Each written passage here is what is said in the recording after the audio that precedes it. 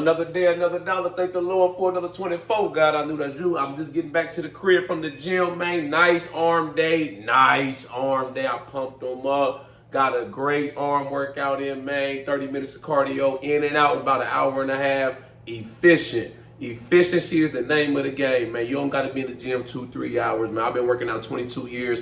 You know, I done been there, done that, man. Quick correctional officer video, though, man. You know, one thing that's important in corrections is self-care. You know, taking care of your wealth, your health, your well-being, you know, your mental, your physical, all of that is important working in corrections because of the simple fact that it's a stressful job. You know, I'm going to give y'all some tips and whatnot, you know, self-care strategies that's going to help you out, you know, to help you avoid burnout, you know, being stressed out from the job, the daily rigors of the job, the negativity, the negative environment. You know, it's a negative environment working inside a facility. You got people that don't want to be there. You know, you got people from all walks of life. You know, you got gang members, big time drug dealers, international terrorists, all kind of people, man. It's a lot of stuff going on. You know, those of you that don't know, I've been working as a correctional officer for 13 years now. I've been at one county jail in West Virginia. That's where I started at.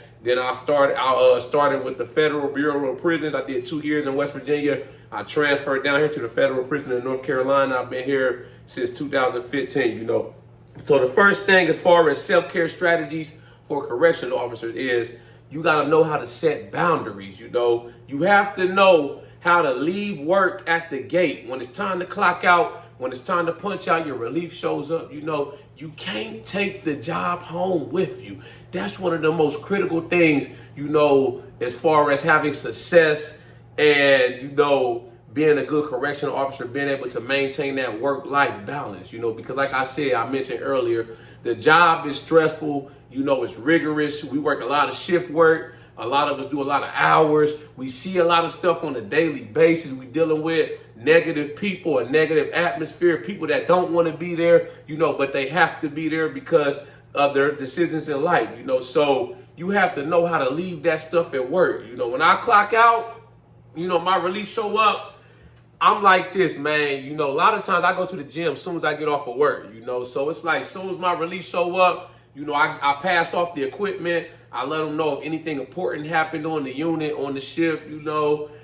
Brief them on how many inmates, you know, the count, what's the base count, and I'm gone. As soon as I hit the gate, I'm gone. I'm in jail mode. You know, I'm not even thinking about work. You know, the only time, you know, I'm thinking about work, you know, is when I'm making these videos. You know what I'm saying? I'm doing these correctional officer videos, trying to educate people about working in corrections, trying to bring awareness, shed a positive light on corrections, you know, helping people out with the hiring process, you know, what to expect as a new officer, what's the academy like, the pay, the salary, dealing with inmates, stuff like that. Outside of work, man, I don't want to talk about work. I don't want to talk about corrections, you know, unless, you know, I'm out and about on vacation or something. I get to striking up a conversation with somebody and, you know, we get on to talking about what we do. You know, every time I do that, it's always a great conversation, interesting conversation. People, when I tell them I'm a correctional officer, they're like, wow, you a correctional officer? I've never met a correctional officer. They always want to know stories, you know, what's it like?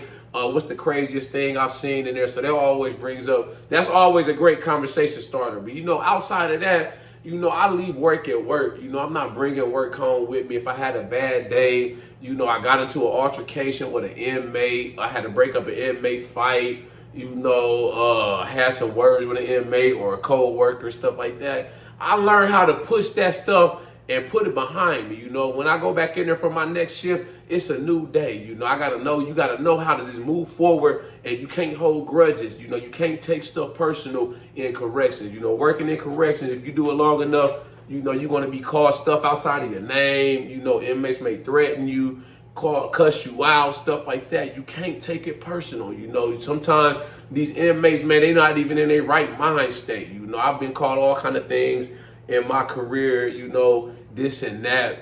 I've also learned too, working in corrections, that you can't please everybody, you know, especially the inmates. A lot of times you're going to have to say no. It just is what it is, you know. Sometimes the inmates may give you lip, man. They may be mad. They may be talking shit, stuff like that. It just is what it is, man. You can't please everybody, you know. Hey, these inmates that's behind this wall, you know, they trying to scheme, come up, they trying to get over on you, they trying to push every little button, you know, make their stay as comfortable as possible. But you got to remember, you got to stick to the policy and the procedure, and you got to treat everybody the same, fair, firm, and consistent when it comes to dealing with the inmate population. You know, don't do for one inmate what you can't do for the other inmates. You know, that's not fair. You know, that's kind of crossing over into those boundaries where you don't want to go as far as, you know, showing favoritism towards the inmates, stuff like that. The next thing when it comes to self-care strategies, prioritize your physical and mental wellness. You know, if you don't, the stress of the job is going to age you faster. You know, this is the thing, like I mentioned, we working all these shift hours. Some of us work second shift. We getting off at midnight. Some of us work like me. I work night shift, stuff like that. We work weekends, holidays, so we may miss a lot of events, family functions, you know, so you have to prioritize your health and your well-being. You know, a lot of times we work all these hours, we may not have time to cook, you know, meal prep, try to eat as healthy as possible, or we just don't make time and we just go through the McDonald's drive-through. You know, I'm big into fitness anyway, so I make it a point to always have my food and my meals. You know, if I can't, you know, if I run out of meals or I just don't have time to cook, I try to make a conscious effort. I may just go get a sub from Subway, something like that. You know what I'm saying? So, like I said, the physical and the health well-being, you know, it's critical, because I see a lot of correction officers too, you know, that retire. And I've seen this over the past few years, man. It's been a lot of my fellow coworkers that have retired, and unfortunately they passed away at an untimely age. A lot of them were in their 50s, you know, and it's like, it's crazy, you know. So that lets me know that, you know, the job, it can age you if you're not taking care of yourself. The stress, the rigors, the daily grind and tear, man. I'm like, man, I pray to God, you know, if it's my time to go, it's my time to go. But God willing,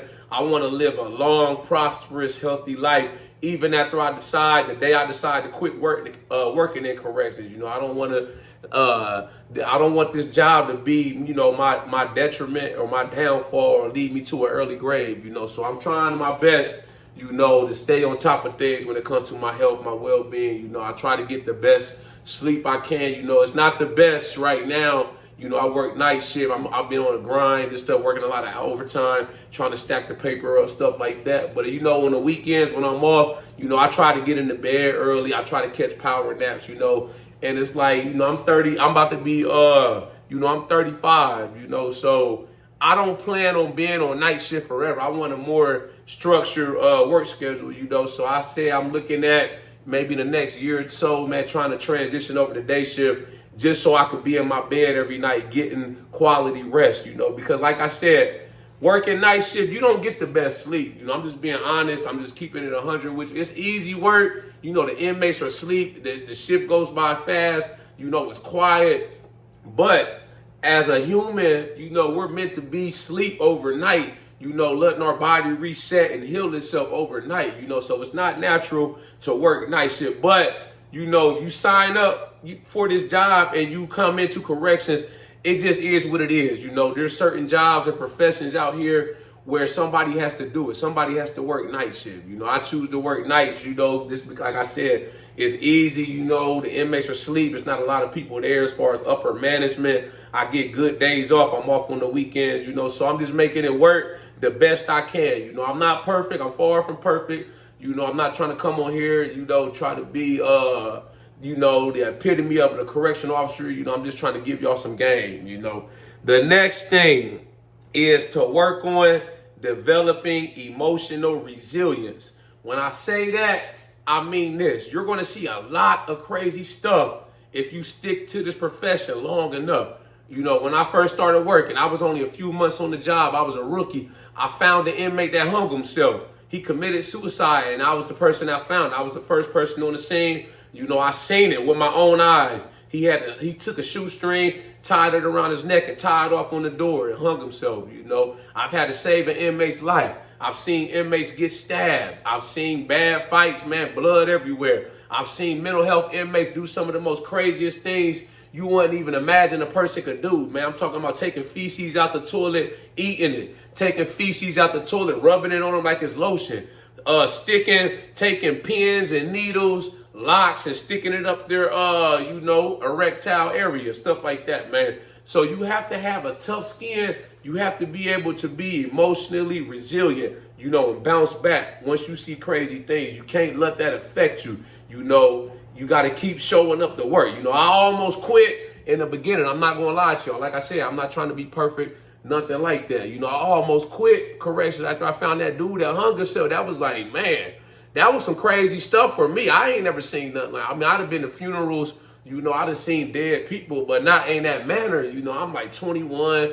I'm a rookie, man. I'm like, I study criminal justice, so one of my professors recommended me, to start at the county jail just to get my foot in the door in the field. So I'm like, okay, cool. I'm gonna check it out, man. I was going into it with a positive mindset. That's just how things go down sometimes, man. I remember somebody left a comment not so long ago on one of my videos. They were like, they was a rookie on the 2 weeks on the job. They was walking by doing their rounds. They saw the inmate in his cell raping his cellmate, and it was like, hey, that's how it goes down sometimes, man. It doesn't matter what time of the day, when, it doesn't matter how much time you got in. When stuff goes down, it goes down. You just got to be able to deal with it, address the situation, do what you need to do, whether it be documenting it, writing a memo, writing a statement or report, notifying your supervisor or whatever you got to do, and you move forward. You push past it, I've seen, like I said, I've seen a lot of stuff.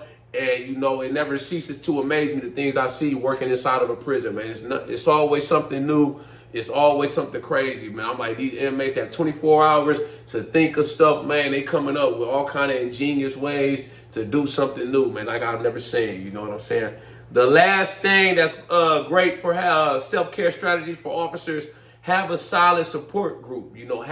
Find your happy place outside of work, Try to lean on your family, when times get rough. You working a lot of hours. You've been getting hit, mandated. You a rookie. Man, they've been busting you on the head, mandating you for overtime. And you like, man, I'm so tired. You got to have your support group now in place that you can lean on in your time of need. You got to find your happy place, like I mentioned, too, outside of work. For me, my happy place is the gym.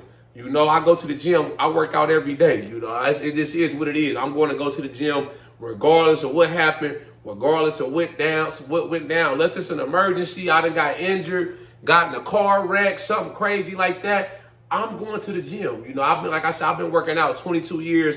It's like a way of life for me. That's where my comfort zone. That's what makes me happy, going to the gym. Outside of that, I like to go out to eat at restaurants on the weekend. I like to catch up on my shows when I have time, Netflix, Hulu it up. I like to travel when I can, stuff I like. I love music too. It's things like that. So you have to find your happy place too outside of work. Whatever it is it could be anything. You like to draw, you like to go jogging, ride bikes, play the guitar. Always once you find your happy place, or where your happy place is, always try to keep that at the center, the focal point of your life.